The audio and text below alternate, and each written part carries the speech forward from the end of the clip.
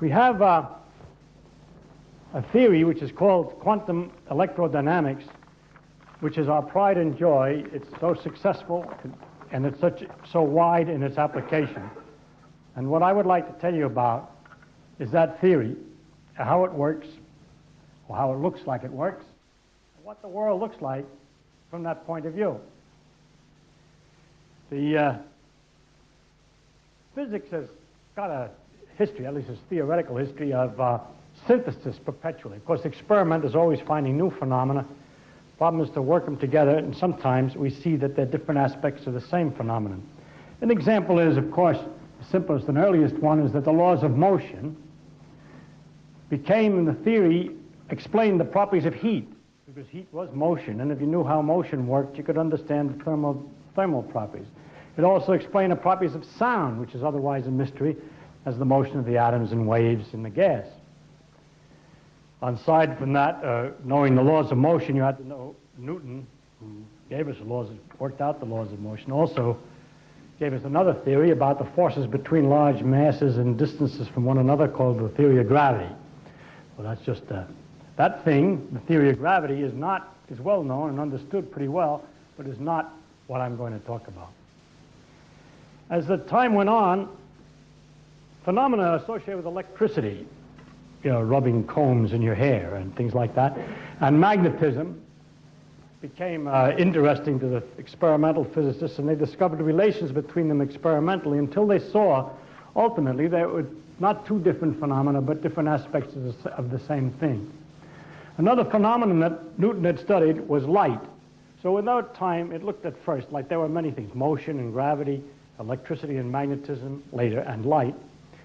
But when Maxwell put together the laws of electricity and magnetism, he found out that the behavior, that the equations that he had produced expectation that would be behavior of waves that would propagate at a speed, which was figured out from electrical measurements, but came out the same as the speed that light actually propagated. And so there was a new theory of light, which is that it was an electromagnetic wave, and Maxwell's great synthesis in 1873 was to connect electricity, magnetism, and light. Light is just one aspect of the electromagnetic wave, which can have different kinds of wavelengths from that point of view. And if you have different wavelengths, if the wavelength is very short, between about 400 millionths of a meter, no, of a centimeter, 400 millionths of a centimeter and 700 millionths of a centimeter, then you see it directly with the eye. But if it gets longer, the wave is, well, it's a long end, it's red, and then the other end, it's blue. And if it gets longer than the red, we call it infrared. The rays are there, but the eye doesn't see them. The pit viper has an eye that sees the infrared. And if you go in the other direction to beyond the violet, then we can't see it again, but the bee has an eye that sees the ultraviolet. And if we go still further to the far ultraviolet, no animal has it that can see it, but we can make instruments that detect it, or photographic plates, and so on, up into X-rays and so forth. And down in the other direction, far infrared, you get into radio waves, and we can build instruments that detect them, and we can use them to advertise soap. In addition, so that is an enormous range of one property, the wavelength.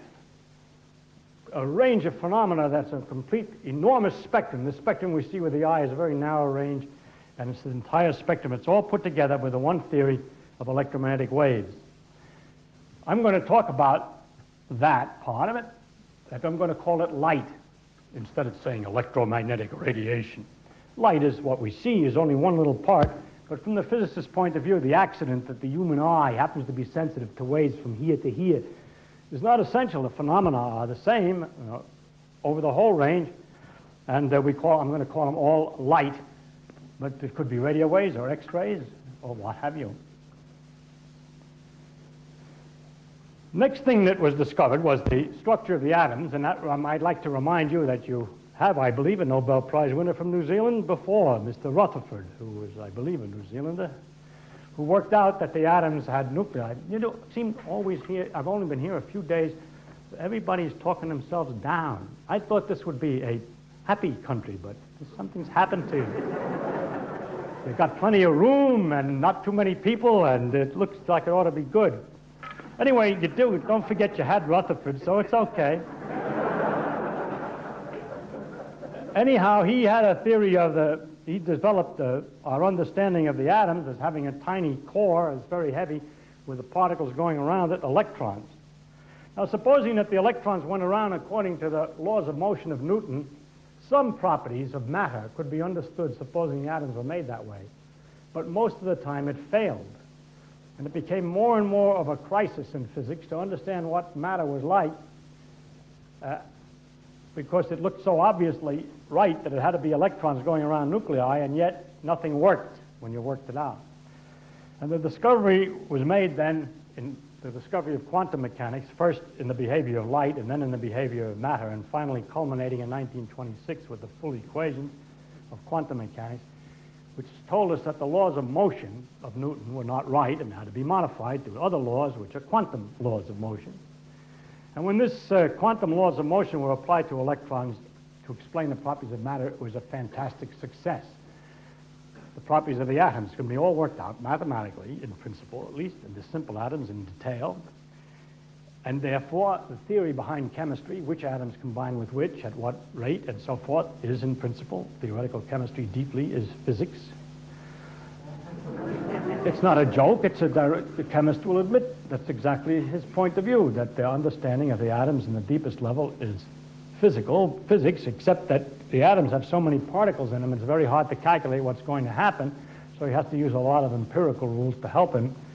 But as far as we can tell, there's nothing about chemistry that's not understood ultimately as the behavior of electrons following the laws of motion of quantum mechanics.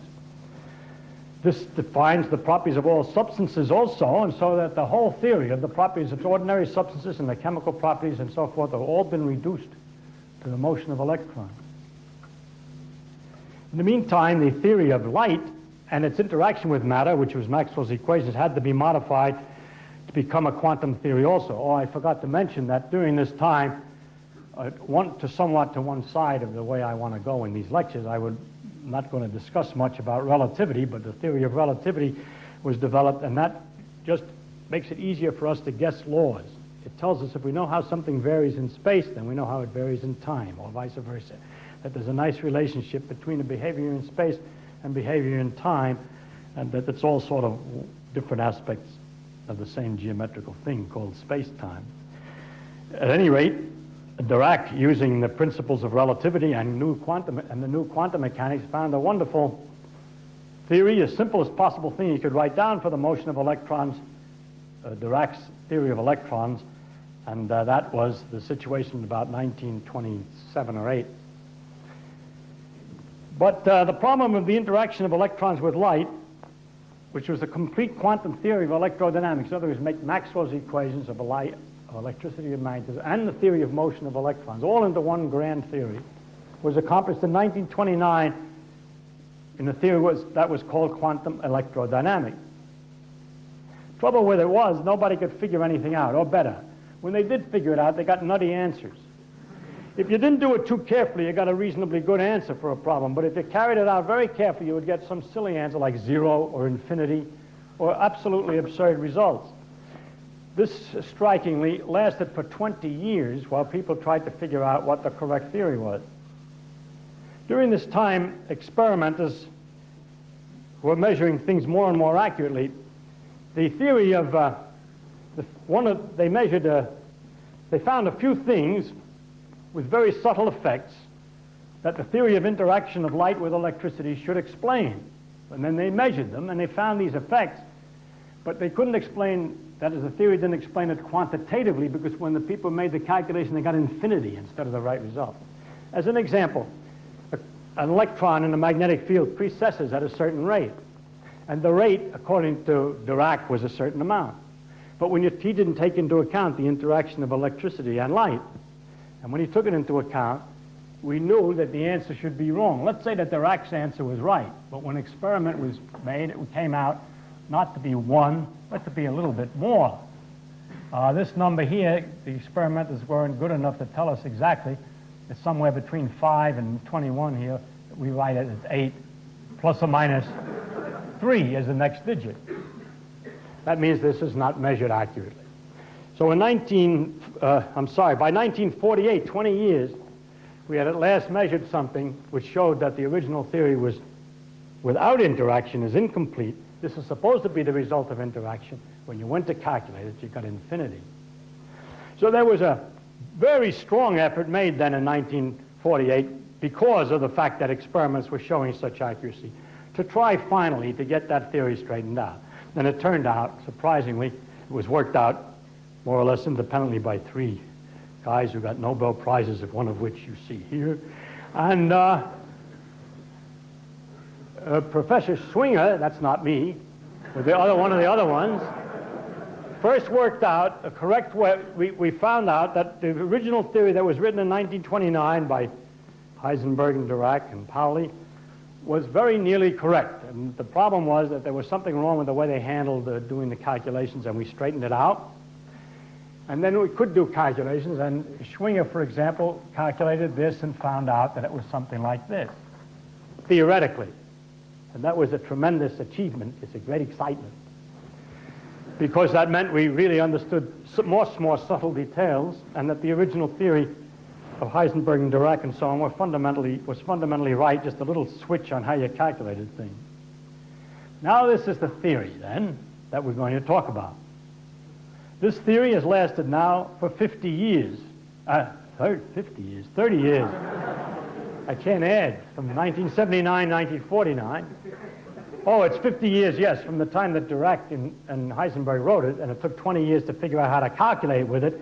Then the remaining 30 years, the methods of calculations improved. They calculated things much more accurately, and the experimenters became more and more adept at measuring things. And this particular rate that they measured in 1948 to here, now in 1979, has been measured to be, in fact, 10011596524, and the 4 may not be 4. It could be somewhere between 2 and 6. After all, the more you write it, somewhere you have to stop, right? And this, I write to show you the tremendous achievement of experimenters during the last 30 years in order to test with the precision the correctness of the theory. In the meantime, poor guys using calculators and sweating and writing marks on pieces of paper, so on, calculating the results of the theory under the same circumstances for the same phenomena, produced a predicted value that it should be 6523 within plus or minus 3. Why should the theories have a plus or minus? Well, they get exhausted in computing the number of decimal places that they need to keep up with experimenters. This is not atypical. There are 2 or 3 or 4 perhaps different places where it's been measured and checked to that degree of accuracy. This degree of accuracy, that number of decimal places, corresponds to a precision something like this. If you were measuring the distance of me to the moon, the question would come up, do you mean from my chin or from the top of my head? The difference between whether it's from the chin or the top of my head to the moon is the plus and minus 2 on the end of that number in proportion, all right? That is to intimidate you that the theory is correct in high accuracy. I don't need to produce a large number of other experimental results. They all have this feature. It is remarkable that at this time it is possible to say that there's no experimental discrepancy known between the predictions of the theory anywhere and the results of experiment. That doesn't mean we can compute everything. The rules of the game by which we make the computation, the laws underneath everything that makes nature work, are simple. That doesn't mean we can really figure everything out. To give an example, if you play the game of checkers, I think you call it checkers here, maybe draughts, something. The rules of the game are very simple. The way the pieces move is simple. And if you want to make it even simpler, make the rule no kings, but when you come to the end of the board, you start at the beginning. It doesn't make any difference. The rules are simple. But imagine a checkerboard with 100 million piece squares on each side. Hundreds of millions of these checkers in different positions moving through the board, taking pieces and being taken from the other. Which way are they going to swirl? Which way is the game going to go? That takes a lot of thinking. difficulty of the rules that's involved, but the multiplicity of its action and interconnections. Matter, as you all know, is made out of atoms and all this stuff, is such a multitude of little particles that in ordinary circumstances, so much is happening that in spite of the fact that the rules are relatively simple, not quite as easy as the checker rules, but pretty easy, it still is very difficult in almost all circumstances to figure out what could happen exactly. Well, when we can't figure it out exactly, but can do a pretty good job of approximating, the phenomenon is in the range that we expect. When we have a situation that's sufficiently simple, a corner of the board where there's only a few pieces, then we can compute exactly what ought to happen, and when we do experiments in those circumstances, it fits exactly. And that's all we can say at the moment about this theory. This theory was originally designed in ideas of space and time and a geometrical framework.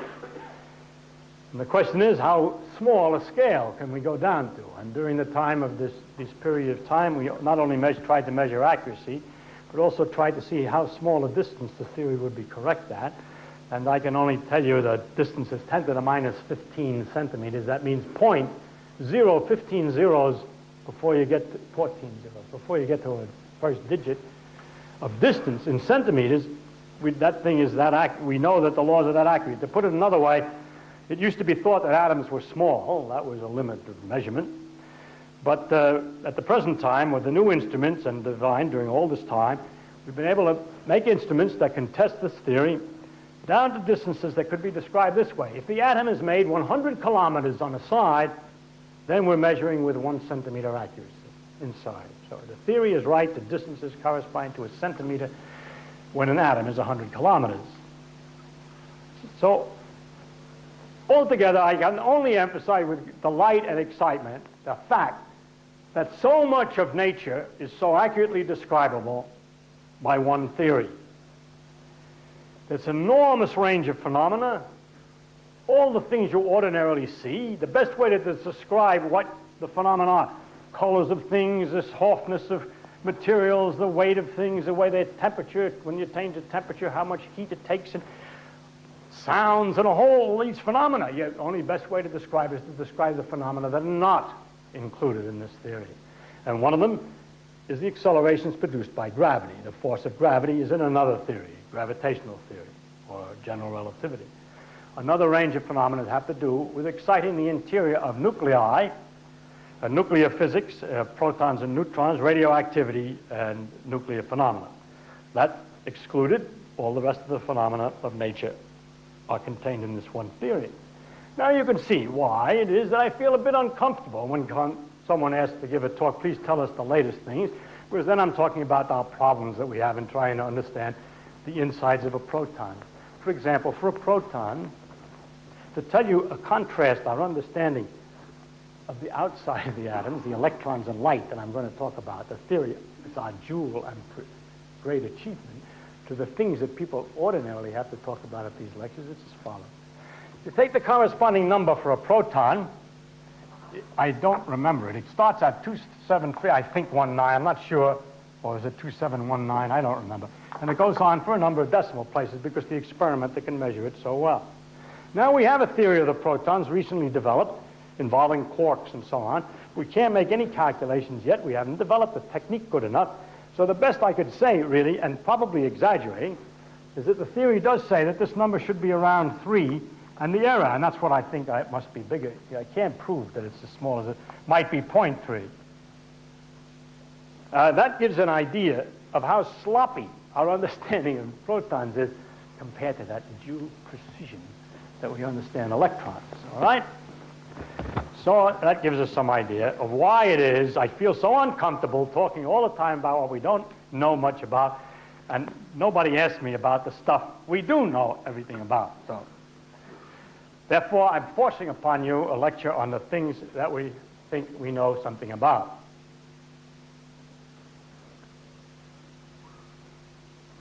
Okay, so that's our job. Now the question is, what am I going to do? I'm going to tell you what the theory is. I'm going to tell you what it looks like, what we do to make the calculation, just what the thing is, because otherwise, how are you going to understand what world picture, in other words, this thing is. And it is a world picture because it describes all the phenomena, except for radioactivity and gravity, in the world. It's a lot of phenomena. It's possible even, it might explain, and should explain, if everything is thoroughly understood, the laughter of the audience when you make a dumb remark. Now, if I'm going to explain this theory, the question is, are you going to understand it? Will you understand the theory? When I tell you first that the first time we really thoroughly explain it to our own physics students is when they're in the third year graduate physics, then you think the answer is going to be no. And that's correct. You will not understand. But this business about not understanding is a very serious one that we have between the scientists and an audience.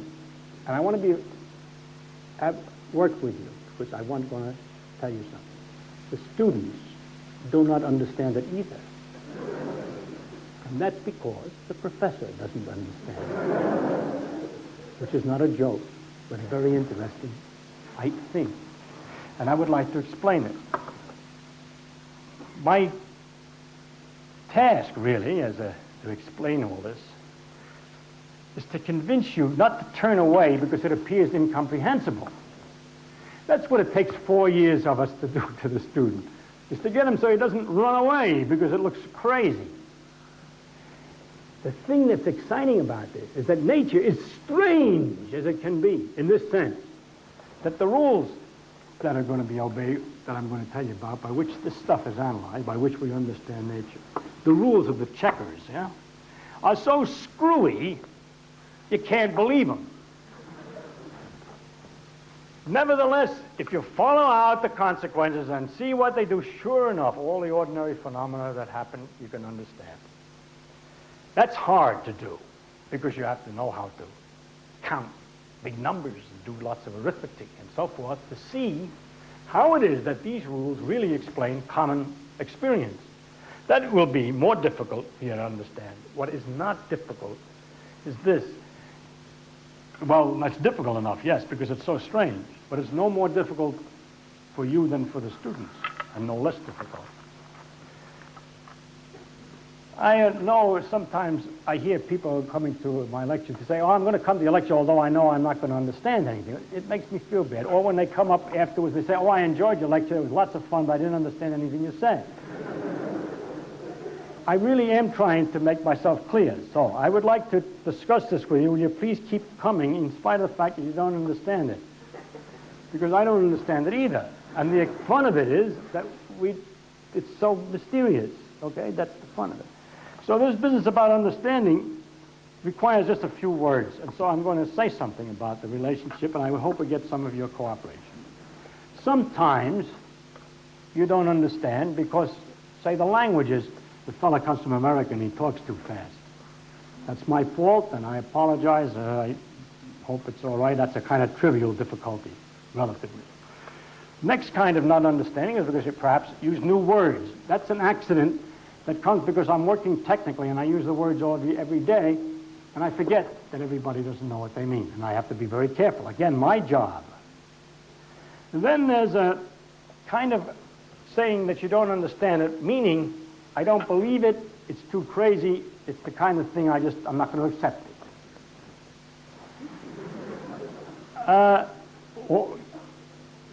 The other part, well, this kind, I hope you'll come along with me. You'll have to accept it. Because it's the way nature works. If you want to know the way nature works, we looked at it carefully. Look at it, that's the way it looks. You don't like it? Go somewhere else. To another universe where the rules are simpler. Philosophically more pleasing, more psychologically easy. I can't help it, okay? If I'm going to tell you honestly what the world looks like to human beings who have struggled as hard as they can to understand it, I can only tell you what it looks like, and I cannot make it any simpler. I'm not going to do this. I'm not going to simplify it. I'm not going to fake it. I'm not going to tell you it's something like a ball bearing on a spring. It isn't. So I'm going to tell you what it really is like, and if you don't like it, that's too bad, okay? There's also the possibility that you don't understand because you're you get a bit confused and you're sure that you must have misinterpreted what I said or something like that, and you get turned off, and that's, of course, a difficulty. Let me assure you that most of the time you did interpret correctly what I said, because if it does, it's going to be so shocking the way nature actually works that you're not going to believe that either. I faked it. I'm not telling you the full story, that for the students I have another way of explaining it, or something like that. It is not true. I'm going to be honest, okay? So I'm going to ask you to try not to get turned off and not to be afraid. Relax and enjoy it. Realize that nobody understands it. Well, what the hell were my students learning for 4 years if nobody understands it? I'm going to explain. And I'm going to explain by a kind of an example. I like to take the Mayan Indians. They had a writing system, and we know some of the things they wrote were astronomical things. And they had a scheme for predicting many things in the sky, eclipses and so on. Well, let's take the example of when Venus, which was important to them because it represented evil of some sort, was a morning star and when it was an evening star. So they could predict ahead of time whether this bad influence was going to be in the morning or in the evening. And so they discovered that if they waited, that this cycle of morning, evening, morning, evening, morning, evening, 5 of those occupied just exactly the same time as 8 times a certain period that was important to them, 365 days. It's not exactly a year, and they knew the difference, but they still counted in 365-day intervals, which they called a tune. So they said that 5 of these cycles is 8 tunes. Then they discovered, of course, very quickly that if they did this 5-cycle bit for 8 tunes 10 times, they were off by about 6 days. And so they had a rule for shifting, making corrections as they went along, and thus had a very good way to predict when Venus was coming up. Okay? Now let's look at this thing from a point of view. Suppose that the professors, the priests in those days, who wrote this stuff and taught their students these rules, were giving a lecture to try to explain what they did in order to make these wonderful predictions about Venus. Then, if the fellow was any good at exposition and really knew what he was doing, he would say, what we're doing is we're counting the days, just like you're putting nuts in a pot. And we keep on counting 365 nuts, and then another 365, and another 365, and another 365. The guy says, what a lot of work. And when we get all finished, we say, that's 5 of these periods. Now they understood what he said. That's easy. They did not know a quick and tricky way to add 365 times 8. I'm sorry, I said 5 times. I meant 8 times. The students were learning in the meantime the laws of arithmetic, something which is to us now, because we have public and free general education, almost everybody has to struggle through and learn how to add numbers by a tricky scheme of writing them in place system and making carryings and so on, so that if you buy wine for $4.15 and your meal is $2.87 or vice versa, it costs $7.02. And the girl who does this, the waitress, just an ordinary person, in 2 minutes does that. How did she do it? What is she doing when she's adding $4.15 to $2.87? She's doing this, counting out 415 pennies, then counting out 287 more pennies, and telling you how many pennies you would have got if you counted them all from the beginning to the end. But it's highly educated and very trained to be able to do that with those large numbers quickly. This training is something, in spite of the fact that everybody's got it. It's something pretty good, because in the 14th century, mathematicians they were called who could do that. Almost everybody in our civilization can do that, but I took this example, you can understand what's involved. What the students are taught, you see, in our particular problems now about physics, there are many bigger numbers. The numbers are much bigger. It's hard to, the numbers are so enormous you can't count them directly. And so we've invented a fantastic array of tricks and gimmicks for putting together the numbers, adding, counting, checking, and so forth, without actually doing it, the way I could describe what we're trying to do. If I say, I draw this and I draw that and I draw this and I draw that and I see where the end point is, we don't actually sit down and draw 7,000 arrows and find out where the end point. We have a way of figuring out where it comes, just like we don't actually count 415 pennies and 287 pennies to find out that you owe me 702 pennies. We do it by another trick. These are the tricks of mathematics, and that's all. So that's the part I'm not going to worry about. We're not going to worry about that. So don't relax. You don't have to know mathematics. All you have to know is what it is. All it is tricky ways of doing something which would be laborious otherwise. So it's true that in the years we have developed enormous abilities in mathematics, and it takes a long time to train the students, and so therefore they're very highly educated in that. But if you ask them why, now we go back to the Mayans, we ask them why, when you fill up a tub 8 times with 365 day markers, it comes out that the Venus is up 5 times. They don't know. They don't understand it at all. The more accurately they can do it, the fact that they know that they have to change it by 6 days and so forth, adds nothing to their understanding of it. The student who has learned all this mathematics and is able to make these calculations, not only of Venus, of the Mars, the Sun, the eclipses, and everything else, is a super priest, doesn't know why any better.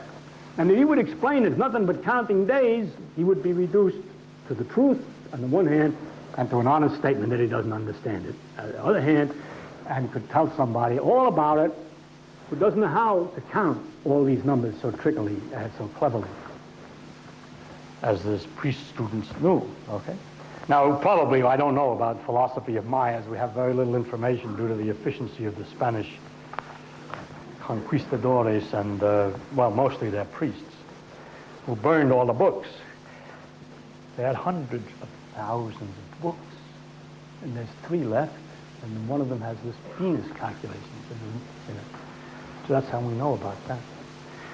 And just imagine our civilization reduced to 3 books. The particular ones left by accident, which ones, see? So, anyway, I get off the subject. If I make this up now, what I'm saying now is just a story. Suppose now that the students would discuss, or people would discuss the possible meanings of this. Why? Then they would begin to think about, well, 8 times 365 is 2920. That's got 2 2s in it. Now, 2 is a lucky number, and it has 2 2s in it. And then the 9 represents the god of so-and-so, which is related to Venus, and so forth, and that would be a good argument. Then, but in another city, some other guys getting together who have a different kind of an argument about it. They say, look, now, the fact that there's a 20 at the end, if I subtracted that away first, I get 2,900, which is a especially good number from blah, blah, blah, and so on. And they would have different theories. And then someone would come along and say, you know, it doesn't make any difference which one of these theories is right. We still have this fact to go along with. And that is our modern scientific point of view.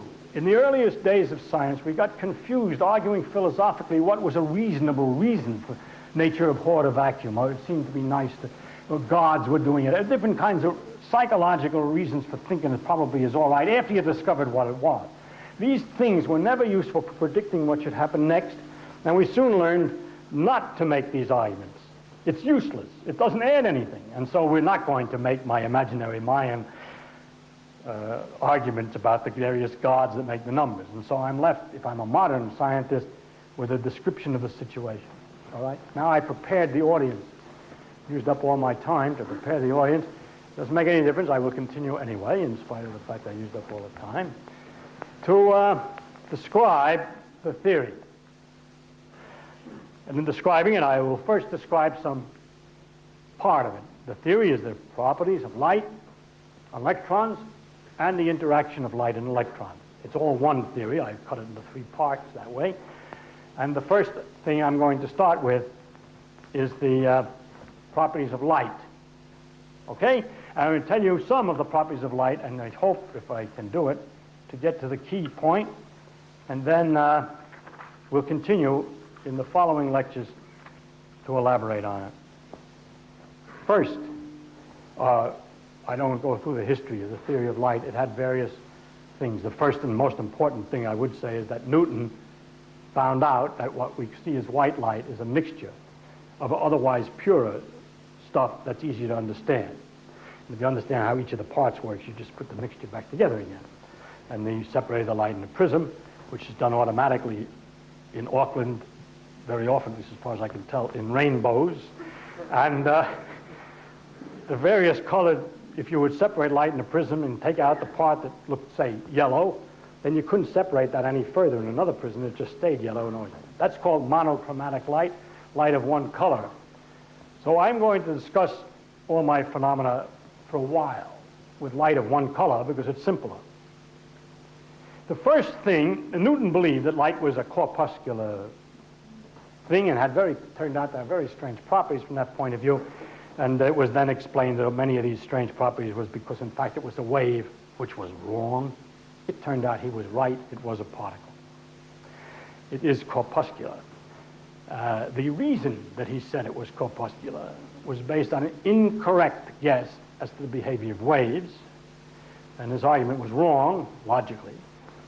But it turned out in the end that it was particles. Now, how I talk about how I know it's particles is this.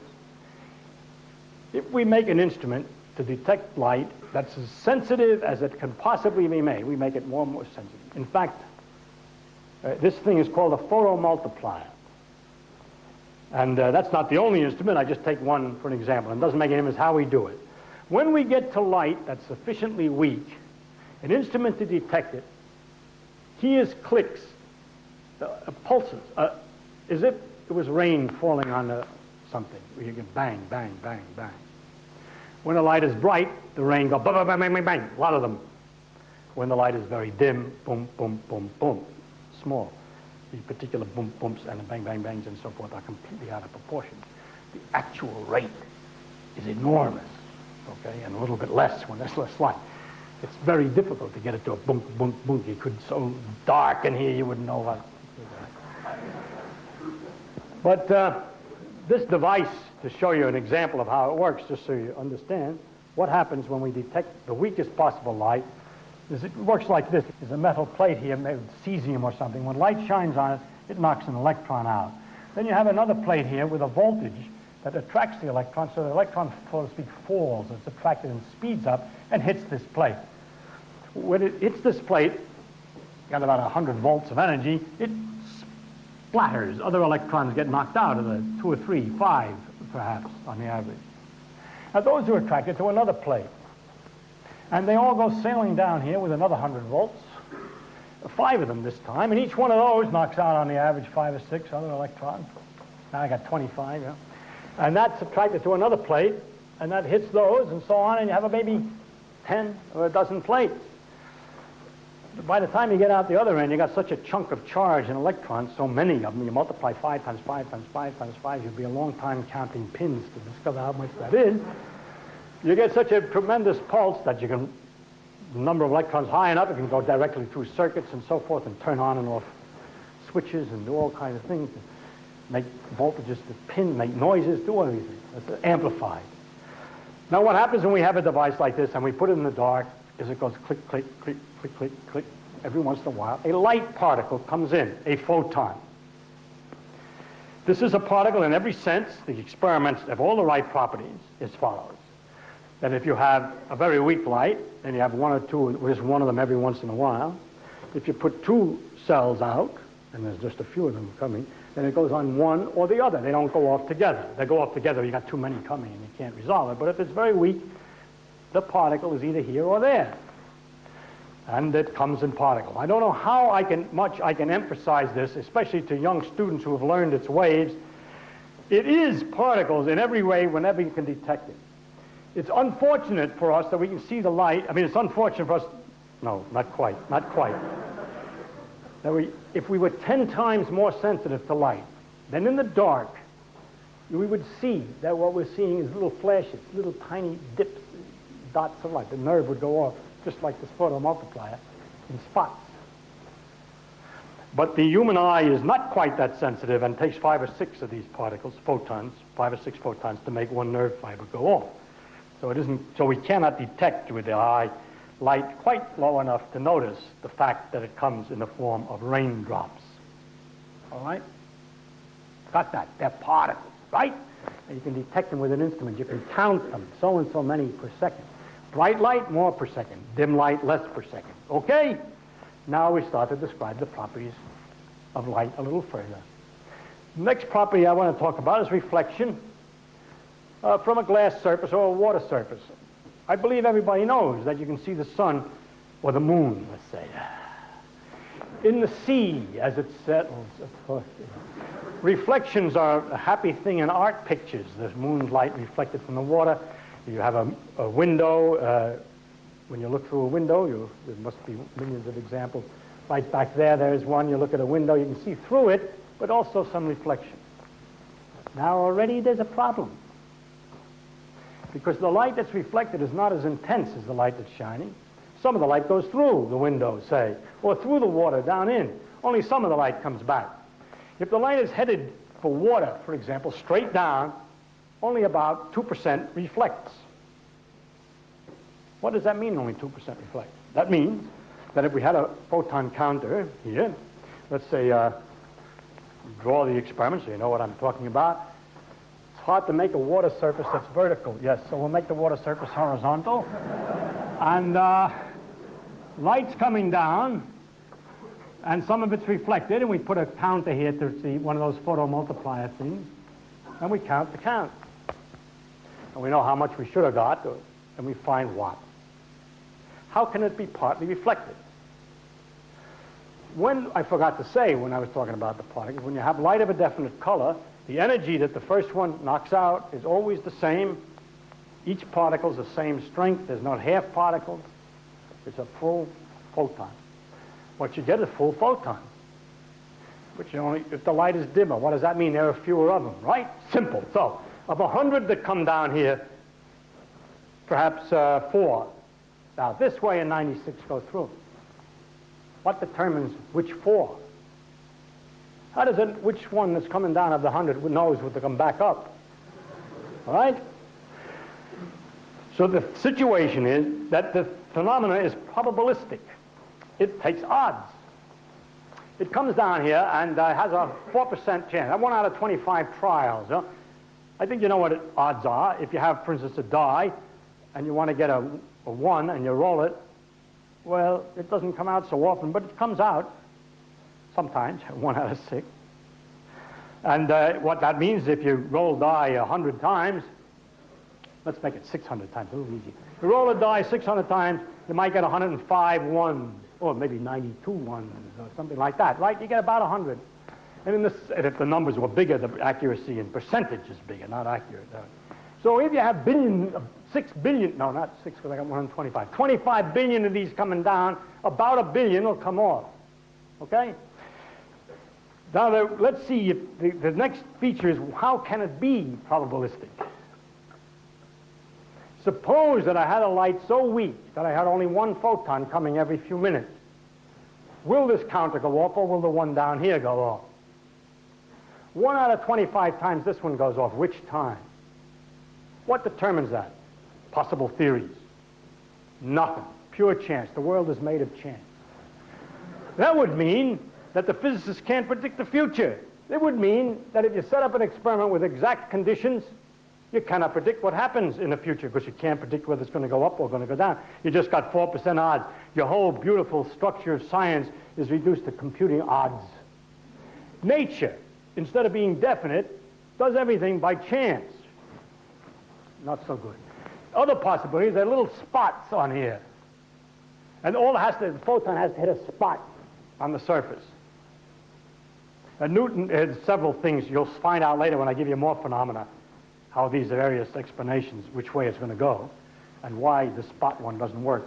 But I'll give an argument that Newton made about that. He said it can't be that, because, he said, you can polish glass. It's wonderful. I love to read these old guys. You know, they knew you could polish glass, but they had the intelligence to deduce from the fact that you can polish glass that there's no spots on it. Like, why? What's polishing? See, he polished it. He carved his own lenses. He ground his own lenses, so he knew what it was doing. He takes a coarse-grained, sand-like stuff, what do they call it, the polishing powder, I mean the grinding powder, and that shapes it. But it cuts fairly obvious grooves. And you take a finer one with finer particles, and you cut the grooves of finer, and you make the grooves finer and finer and finer. And after they're fine enough, suddenly it's smooth, and the light comes right through. When it's coarse, it's bounced around. And so he concluded that light cannot see the grooves, that when I polish it, it's not that it's smooth, it's still bumpy, but on a small scale, whereas when I have the big grains, it's on a big scale. It can't be any different. When I polish with the small grains, it's just a small scale of irregularity. But somehow light doesn't see anything on a small scale. Correct. All experiments have shown that this is absolutely not the right explanation. If it was, there'd be all kinds of ways of testing that. I told you we can measure down to 10 to the minus 15 centimeters and so forth, and that what would happen would be you'd be able to find some area to focus very carefully the light so that the reflection coefficient would be higher than 1 in 25 because you happen to be near a place where there was a spot. You can't do it. No matter what you do, it's 1 in 25. Other possibility, the light that's coming down here, the photons are doing, like footballs. And they spin. And depending upon whether they hit with the nose point or with the flat point, depends on whether they bounce back. In other words, something inside the photon is determining which way it goes. Again, no. Because if that were the case, the light that went through would be all of a certain kind of football. And if you try the reflection again, you'd expect a different number than 4% because of the fact that they're all lined up, and you can't line light up. You can't fiddle around up here by any kind of filtering that'll change that percentage. All the lights, photons, are identical if they're the same color, as in one color. They're all identical, and they behave with 4%. Are we therefore reduced to this horror that physics has got reduced not to these wonderful predictions, but to probabilities? Yes, we have. That's the situation today. In spite of the fact that philosophers have said it is a necessary requirement for science that setting up an experiment exactly similar will produce results exactly the same the second time. Not at all. 1 out of 25, it goes up, and sometimes it goes down. Unpredictable, completely by chance. All right, I already see you turning off. I can see you say you don't understand me. You can't understand that it could be chance. I don't like it. Tough. I don't like it either, but that's the way it is, okay? I don't understand it either. I don't understand it. It must be that nature knows whether it's going to go up or down. No, it does not be that nature knows. We are not to tell nature what she's got to be. That's what we found out. Every time we take a guess as how she's got to be and go and measure, she's clever. She's always got better imagination than we have, and she finds a cleverer way to do it than we have thought of. And in this particular case, the clever way to do it is by probability, by odds. And so the first aspect I have to tell you about then is that light works by probability. All right? By the way, just incidentally, the wave theory had no difficulty with this at all. Because what happened would be like the waves of something are coming down here, and they shake, and they just keep going, but some of them bounce back. Something like a sandbar sometimes partially reflects the waves in the sea. So some of the energy went back. But the waves don't operate this thing. By the way, when you turn the light on, this might go off at any moment. You don't have to wait for a certain length of time. Of course, there's odds that it goes off at any instant, but it could accidentally go off the moment you open the slit. So it's not a question of waiting for the energy of the wave to pile up or anything. It's hopeless. I have to start with light as particles. Waves explain many things, but not right. It's particles, okay? Okay. It's photons. The problem is they're reflected with probability. Now the next feature, having to do with reflection again, that I would like to describe is something that you're also familiar with, perhaps not so directly, but perhaps you've seen the colors in soap bubbles. It's made out of soap water, which has no color. No color, I've seen the colors. Mix it together, get a lot of soap water together, and look at it. No color. You take oil, which is a sort of a yellow fluid, you know, and it drips with blackish yellow junk.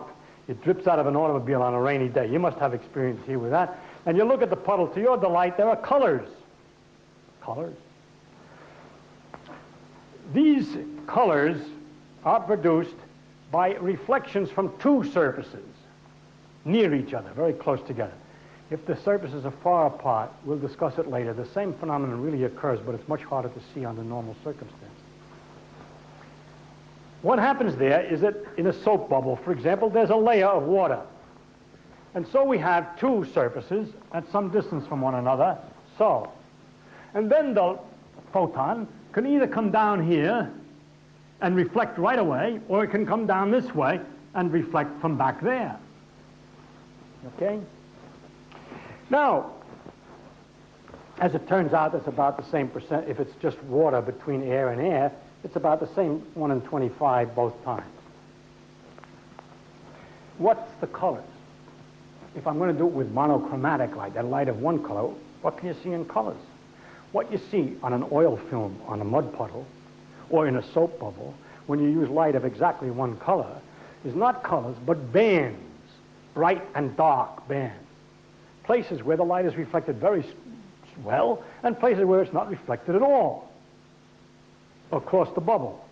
Now, the position of those bands, if you first looked at a bubble with red light, you see bands, black and red bands all over. If you look at it with blue light, you also see blue and white, blue and black bands. But the pattern is not the same. They're displaced from where the red ones were. And so when you have both red and blue, you get purple and red and black and purple and so on. Now, if you add to that yellow with its pattern and so forth, you get all these colors from mixing, okay? So we're going to simplify experimentally, as Newton did, and look at these, this reflection. What Newton, most of his experiments he did this clever way. He had a beautiful curved piece of glass, which was a lens, and a flat piece, and put them next to each other. And then this was only a very slight curvature. And so he had this gap between the two. And when he shone light this way and looked at reflected light, which, depending on where you looked, see, this is a cross-section of the lens, which is more completely like that. There is some reflection in here, which is irrelevant at the moment. There's another glass plate down here. When he looked in different places, the light came down all over, and he looked in different places. He was looking at cases that corresponded to reflection with one gap or another gap between the sides. And when he looked at this with monochromatic light, looked down on it, since it was a spherical lens, he saw in what I call bands in the soap bubble, but more organized, he saw rings, called Newton's rings, with a black area starting and then red, if it was red light he was using, and black, red, and so forth. These looked like they were coming closer and closer together, but he was a clever man and understood immediately what it meant. If he measured the distance from here to here and plotted the answer for whether it's red or dark against this distance, not against this, instead of measuring away from the center, he measured how far apart these plates were. Then he found, like our friends the Mayans, every time you had 365 points on everything got black. In other words, if this was black and this was red, then double that distance was black again, and yes, and triple the distance was red, and 4 times the distance was black, and 5 times the distance was red, and so on, nice and even. In other words, instead of measuring by this distance, by measuring the thickness, you find the following experimental result. Reflection coefficient against thickness between the two layers. Okay? The spacing between, in this case, if it's an oil film bubble, with that's the distance. In this case, it's the spacing between the lens and the plate. And if you could change it, it's harder to change in a soap bubble under control, but it changes automatically as it dries out. You get the following. You get no reflection if the thickness is 0, then you get a strong reflection for a certain thickness, and then if you make it thick, you get no reflection, you get a thickness. Reflection, then you get no reflection, you get no reflection, and so on and so on. And now it's getting thicker and thicker. Does this go on forever? Yep. If you got good enough monochromatic light and get the experiment under control, you can make it go almost indefinitely. You can make this work for distances of a meter or more. Still keeping track whether it's even, odd, bump, bump, bump. Okay? There's nothing. That's interesting. Very interesting. But you know, that's damning. Why? Because what theory were you figuring for the reflection from that? That made the reflection be 4%. The odds, 4%, whatever. You put another layer down here at the right thickness, expecting to get 8%, and you get nothing. How does a layer down here turn off the reflection from the layer up here. Or, if you figure that out, and you make the layer just a little thicker, it doesn't turn it off, but in fact the reflection is more than twice. On this scale here, this line would have been what you would have expected if you expected it always to be 4% plus 4% or 8% from the two surfaces. This is what you would have got if you disregarded all this nonsense that actually happened.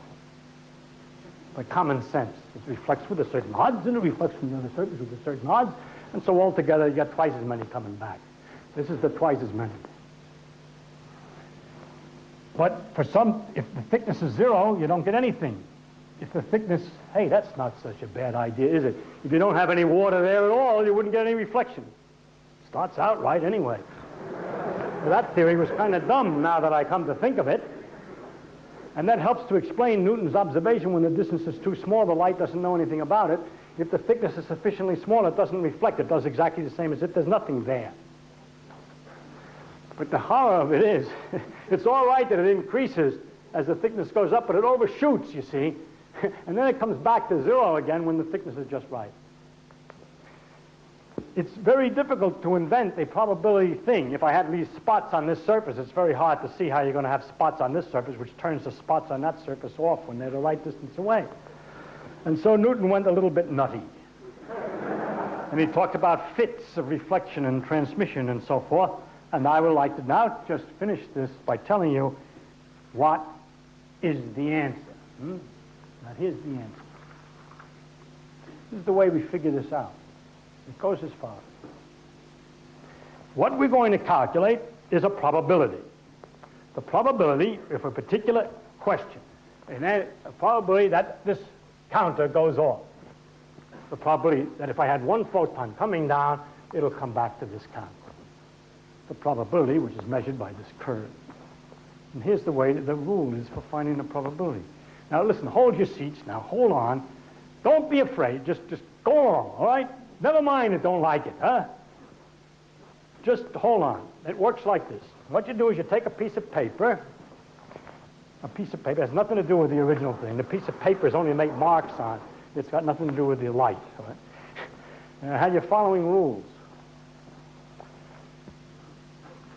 That you make an arrow to represent, well, for each reflection, you make an arrow. This arrow, for example, is for the reflection from the front surface, and this arrow might be the reflection from the back surface. And I'll tell you in a minute how to make those arrows. And then what you do is you tie the arrows together this way. You make one and then the other. All right? That means you make this arrow, and then you put the tail of the other one on the head of that one. There's a first arrow is a reflecting arrow from the first surface. And this is the second arrow is the reflecting arrow for the second surface. And you put these two arrows together by this rule. And then look at how far off you've come to the end, yes? Yes. You count the pins in the hole. You count the number of beans you put in the barrel. I mean, you make these pictures. And then you ask, how big is this circle? An area. That area represents the probability that you get the thing back. If the circle area is big, then you get a high probability. If the circle area is small, you get a small probability. And I just have to say one more thing of how to make the arrows. Answer. Well, the size of the arrow depends upon the particular materials. I won't come into that right now. The absolute size of 4% is another matter. What you do is you make an arrow, and depending upon the time it takes for the light to get from the source where it started to the place where you want to count it, you turn that arrow like a clock, depending on how much time. So if it takes a long time, you start out at the source, there's the arrow for the source, but that's not the arrow you're going to draw. This is just a thinking arrow. And then you say, turn over, ding, ding, ding, ding, ding, ding, ding, round, depending on how much time it takes. At a certain rate, every second it goes around 75,000, goes around a hell of a lot of times. It goes around 1 followed by 15 zeros time in 1 second. But it doesn't take light very long to get from the source to the but it still turns around a lot of time. You turn it around, okay? It's like the roulette wheel, and just at the moment it hits the counter, it happens to be sitting at some angle. All right? That's for the reflecting from the first surface. Now, what about, that was supposed to be this one. I've gotten too many arrows on here. What happened is you take the first surface reflection, turn it through this angle depending upon the time, and it ends up here. You say, that's not a very big angle. You said it was a big angle. It is a big angle. You know, if you keep on turning, it can look like a small angle when you're done, but you had to turn around and around and around and around and around, right? You know what I mean. It goes around like a clock hand after 25 years. It's still saying 2, can start at 2 and end up at 2:15. Yes, 25 years it went around. So here it is, having been turned around a lot of times. Okay, this is from the first surface, I should say. That's the one, the arrow for the first surface. Now the arrow for the second surface, rule. Same as the arrow for the first surface, but in the other direction. It's just an accident. It happens to be the opposite direction it starts because, well, not because. The rule will turn out later. When you go from air to glass, it's one way. From going glass to air, you change it around.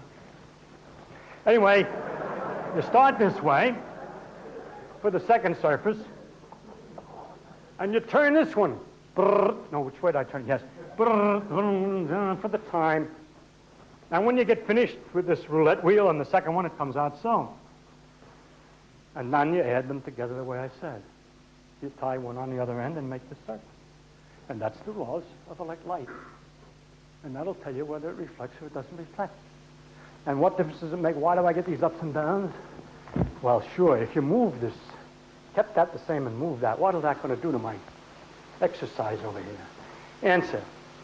The first arrow, the time doesn't depend upon where the other surface is, so it does exactly as I did before.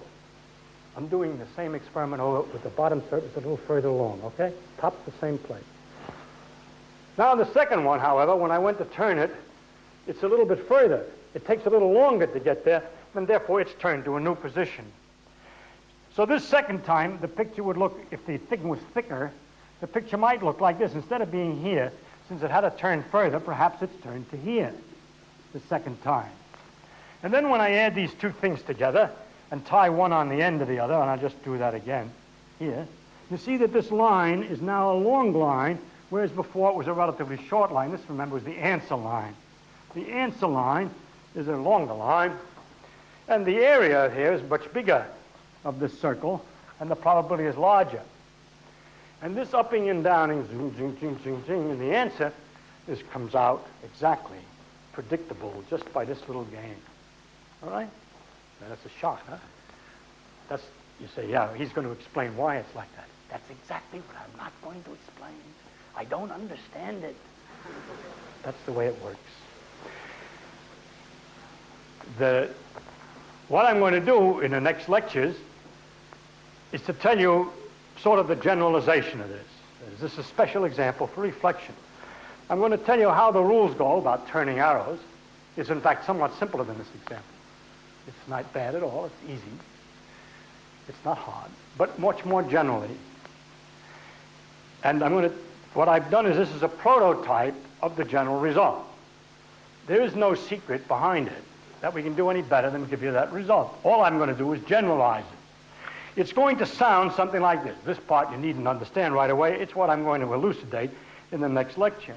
The idea goes as follows, in general. It's just a statement, and I'll come back and do it again, so don't worry. To calculate the probability of an event, which can happen in a number of different ways, the probability of an event is always what we call the square of an amplitude. In this model, it means the size of a circle corresponding to an arrow. An arrow is called an amplitude. For every event, you calculate an amplitude, which is an arrow on a plane. The probability is the area corresponding to that arrow. All right? That's the first bit. Second, how do we calculate the amplitude for an event? If the event is simply a photon going from one point to another of a definite color, then it's simply an arrow which turns depending on the time. And that's the amplitude. Notice, by the way, if there's no reflections and no trouble, it just turns, the area stays the same, the probability of finding a photon is not altered. Okay, even though the arrow alters, its area is the same. It's when we get in trouble when we have more than one way to occur, then the rule goes as follows. If the thing can happen in more than one way, then you find the amplitude. What that was, the arrow, for each way. See, if it could happen in two ways, you got the arrow one way and the arrow the other way. And if it can happen three ways, if it was a double layer of stuff and so on, then you put another arrow for the third way. Maybe that one's a short one. And if there's a fourth way, you put another arrow. And when you're all finished, you put them tail to tail, all the possibilities, and find the total, what we call the total, or the net result of making all these little arrow steps. And that final arrow is the total amplitude, we say, for the event to occur. The probability is, as always, the area corresponding to that arrow. That's kind of stinky, right? Well, it's fun, and it's strange that nature is like that. And I hope you come back to hear how it works in general, a little bit better statement of this to review it. And one other thing, I am going to try to explain to you how this rule explains several of the ordinary phenomena that you're used to in light, such as angle of incidence equals angle of reflection. On reflection, that light bends as it goes from air to water, and it travels in straight lines from point to point, and so on. It's all hidden in that one rule. And how that one rule carries all this information is part of the next lecture, as well as I would tell you right away one more thing, that this rule, that to figure out what happens in nature, you have to calculate an amplitude, is not just for light. It doesn't make any difference what happens. An electron does something. A nucleus explodes. It doesn't make any difference. How do you find it? You can only calculate the probability it's going to happen. And how do you do that? You can guess. You calculate an amplitude. That's a lousy little arrow. And the probability is the square of the amplitude, we call it. That's really, you should call it, in our case, the circle of the amplitude. The circle that represents the amplitude measures the probability. And that's true not just of light, but of the whole structure of nature as far as we can tell. And although quantum electrodynamics is only about electrons and light, we discovered that part of the rule, at least, is valid also for nuclei, nuclear particles, quarks, and everything else. The thing that is special about electrodynamics is our complete knowledge of exactly what the rules are for drawing the arrows. But the fact that you have to draw arrows and end up calculating probabilities like that, which is such a shocking and horrible form for nature, is something that I will talk about next time in further detail. Thank you very much. These rotating arrows are all very well, but is there another model? The question is there another model?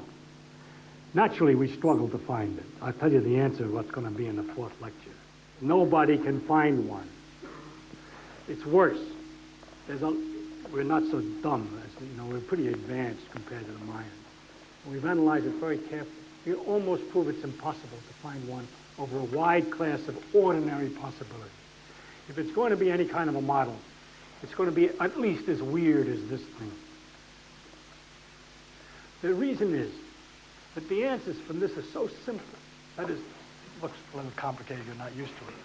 But mathematically, those forms and those curves are mathematically so simple, and the rules are so simple, it's hard to make any mechanism at all that can reproduce such simplicity. The Mayan thing was really fairly complicated. The numbers were peculiar. There's no explanation of them. This analogy, our numbers are not peculiar. Those, they have an explanation for. It's a different situation. One more thing about gravity, I would just remind you, we don't really have a good model because what comes to, why is it that there's a force inversely as the square of the distance? And what do you mean inversely as the square of the distance? That's mathematical. And Newton was the one who taught us that we can make progress if you stop arguing about that. He said, I make no hypotheses. I don't explain the gravity law. I tell you what the law is. That tells you how the things look, and you can predict where the stars are going to be, and that's the pattern. But I don't, at the moment, know. But he left open the question, just like you asked. Maybe tomorrow somebody will figure it out. On your particular question, it's always possible that tomorrow somebody will figure it out, but it's going to be very difficult and very strange. Do you like the idea that our picture of the world has to be based on a calculation which involves probability? Not really. If I get right down to it, I don't say I like it, and I don't say I don't like it. I am very highly trained over the years to be a scientist. And it's a certain way you have to look at things. When I give a talk, I simplify a little bit, I cheat a little bit to make it sound like I don't like it. What I mean is it's peculiar. But I never think this is what I like, this is what I don't like. I think this is what it is and this is what it isn't, okay? And whether I like it or I don't like it is really irrelevant. And believe it or not, I have extracted it out of my mind. I do not even ask myself whether I like it or I don't like it, because it's a complete irrelevancy. It's a kind of a dumb answer, but it's true. And when I'm lecturing, I shouldn't have said I don't like it. What I was trying to say is you probably don't like it.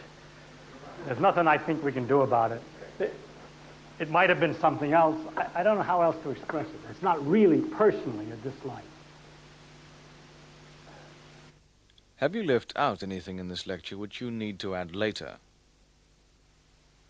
It's very difficult, and I worked very hard on the lecture to try to use as my examples things that I didn't have to change later, the interpretation slightly. You know, I couldn't get an elementary enough process that I didn't have. Later on, I have to make a little change.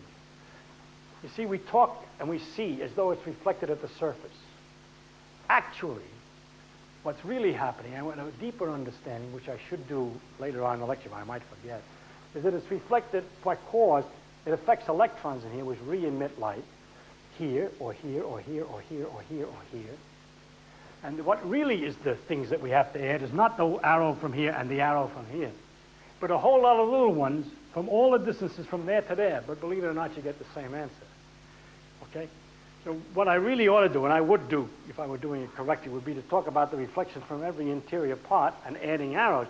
But I would rather add just 2 arrows the first time than an infinity of them. So I didn't cheat a little bit, but I got myself in a slight hole, which you picked up. The actual reflection is from the material, the electrons in the material. In the case of Newton's thing, it's because the electrons which are reflecting from the glass here and here are interrupted in their pattern, and when you add the arrows, it comes out to be, believe it or not, the same as if you just take a one from here and one from there. Perhaps just for those who can, I don't want to make it too hard, but just to give you a clue of the marvelous way it works. If you added tiny arrows to represent reflections from everywhere, instead of just talking about it reflected from here to here, which is a good equivalent way. But if you took a whole lot of little baby arrows, each one a very, very tiny angle from the other, all the same length, which is the reflections from all these places, you see you generate a circle. And what I was using instead of the circle were the 2 arrows, which were the beginning arrow and the end arrow of the circle.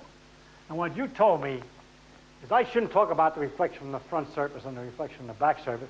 I should talk about the reflection from all the stuff in between. But it's equivalent. The net result of going around here is the same as going up here and back on that one. It even accounts for the minus sign at least. That is, the distance from here to here is what you get by putting onto this arrow this one backwards. Well, I got the distance is the same, see? So I got it upside down in my, but this line is the same line as you would get by going in a circle. So it's really reflected from the interior. But in the first lecture, I thought I'd just get 2 arrows instead of an infinite number. Does your picture apply to anything besides electrons and light? This aspect is universal over the whole of the world's phenomena, as far as we can tell, not just light and electricity. This phenomenon of drawing arrows and making areas for probabilities. Probability amplitudes, we call them. The amplitude and the probabilities are the squares of these amplitudes or the circles of them. That's universal. The next problem is a rule for how to draw arrows under different circumstances. What kind of arrows do you draw under different circumstances? What are the rules? One of the rules I told you is it turns at a certain rate for light and so on. Those are the rules that we do not know well in the case of the nuclear phenomena. But we know virtually exactly, or at least as far as we can tell experimentally. I lost my numbers. For electrons and light, the rule for how to make the arrows is apparently completely known. And nothing is ever complete. But within the accuracy and so on, it's known. What's not known is the rules for making the arrows when it's protons that are moving around and so on. Okay? When you are looking at something, do you see only light, or do you see the object? The question of whether or not when you see something, you see only the light or you see the thing you're looking at is one of those dopey philosophical things that an ordinary person has no difficulty with. Even the most profound philosopher, in sitting eating his dinner, has many difficulty making out that what he looks at perhaps might be only the light from the steak, but it still implies the existence of the steak, which he's able to lift by the fork to his mouth. The philosophers that were unable to make that analysis and that idea have fallen by the wayside through hunger.